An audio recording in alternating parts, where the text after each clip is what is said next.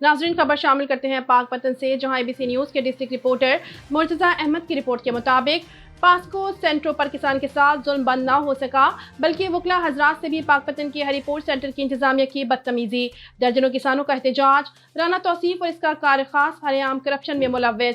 तहसीलदार फैजान असलम ने भी बहती गंगा में हाथ खूब धोए। साहिवाल जिला के दर्जनों ट्राले मौजूद होने के बावजूद इंतजामिया ने कोई कार्रवाई न की। तफसीलात के मुताबिक पाकपतन पास्को सेंटरों पर बारदाना किसानों को ना मिल सका। किसान दर बदर की ठोकरें खाने पर मजबूर हो गए। नायब तहसीलदार नूरपुर फैजान असलम ने भी नूरपुर सेंटर, हरिपुर सेंटर और 160 डी सेंटर समेत कई सेंटरों से बारदाना वसूल किया है, जिसकी वजह से कल शाम को हरिपुर सेंटर पर साहिवाल और ओकाड़ा के ट्राले मौजूद होने के बावजूद महकमा माल का अमला मौका पर ना पहुंच सका।